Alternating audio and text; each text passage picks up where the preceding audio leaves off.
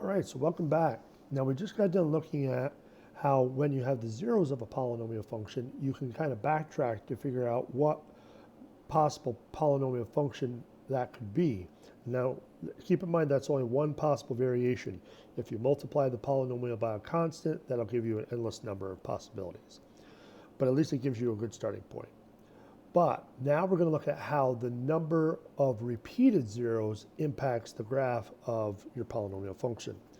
So this is actually looking at the repeated zeros.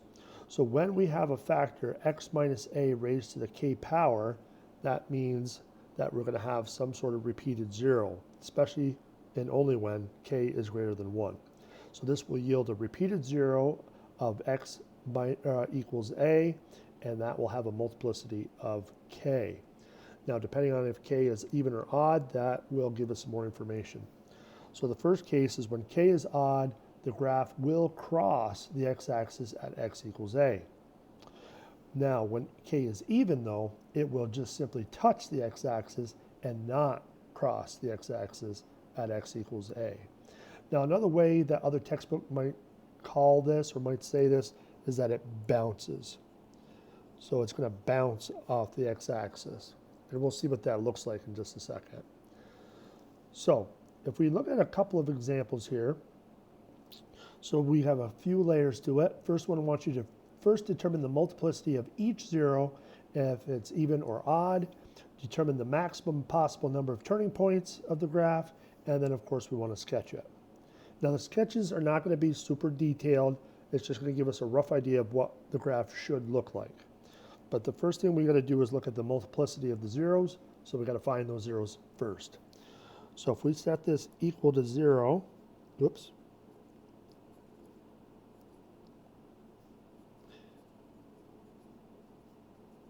And now we have to look at what we can do to break this down.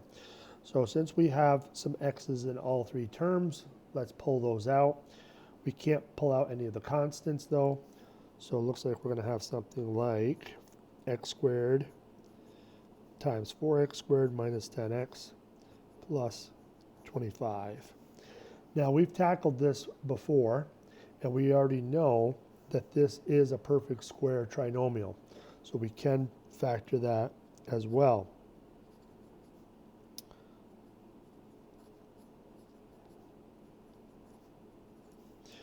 So we have this, and then we can go that next step and say that x squared equals 0, 2x plus 5 equals 0, and 2x minus 5 equals 0.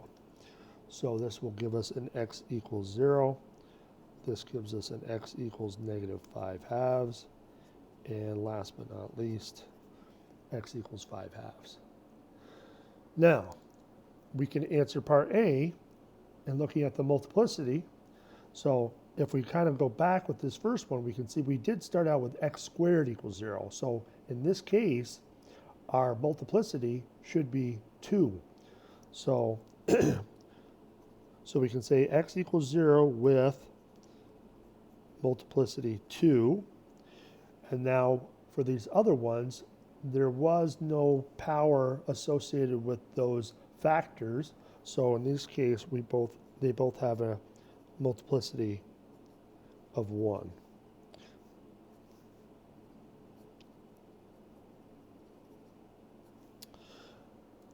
And so that would be the answer to part A.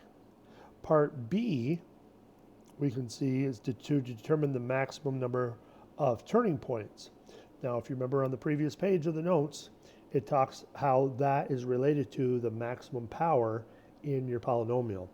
And so in this case, since our maximum power is to the 4th power, the maximum number of turning points is 1 less than that.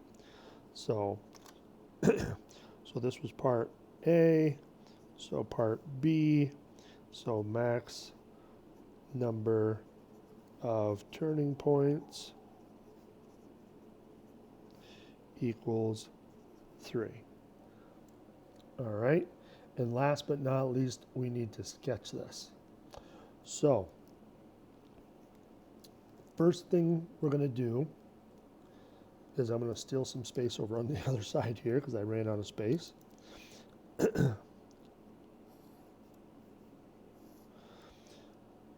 Now, first thing we need to do though is we need to plot our zeros. So we know that's where that crosses the x-axis, so we're going to have a 0 here.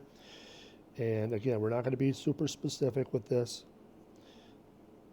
We got 5 halves, and then we got negative 5 halves. So there's our 3 zeros. Now we know some information about the turning points. We know some information about the overall polynomial.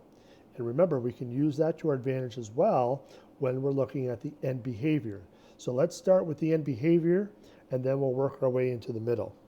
So because this is to the 4th power, so we know it's even, and the leading coefficient is positive, what do we know about the end behavior? So remember, if it's even, think parabolas. Parabolas are just go like this. So the end behavior should be that it's going up on both ends. Once you get beyond a certain point, so in this case, we automatically know that it's going to be going up forever this direction, and it's going to be going up forever in this direction. So there's our end behavior. Now we can look at the multiplicity to see what happens at the 0 itself. So we said the multiplicity of both of these was odd. And when it's odd, we know that it's going to cross through the x-axis. So we know it's going to come down through. Now, again, we don't know how far down. We're not going to get too specific. But it's going to have to cross through that x-axis on both of these points. Now, we're going to come to the middle, but so eventually this is going to have to come back to this point. And same thing over here. This is eventually going to have to come back to this point, but is it going to cross through or is it going to bounce? And because the multiplicity is even, we know it's going to bounce. So it's going to have to come down a certain amount, which we're not going to be specific about, and it's going to come back up, and then it's going to bounce and come back down and come together like that. Again, this is a very rough sketch. We're not getting too detailed about the y values or anything else. It's just a rough sketch. So the end behavior helps with that, and then the multiplicity helps with what's happening at those zeros themselves. And so this would be our sketch. All right. Now for this one, obviously I don't have a lot of room to do it, so let's try to steal from the previous page. I think we did this one before, right? So if we go back and take a look here, we have our zeros. So looking at this, what is our multiplicity? We have our 3 zeros. We got -3 and then plus or minus 2.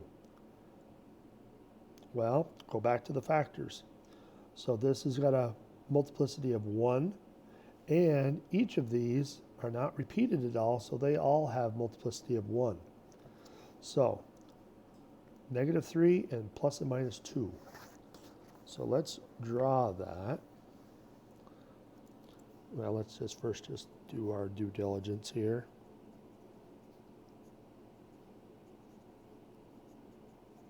So we have our 3 zeros. For B, the max number of turning points should be 1 less than the highest power. So we know that that's going to be equal to 2. And now we can draw our sketch. And again, I'm going to have to be very small with my sketch, but hopefully it'll still be clear what's going on.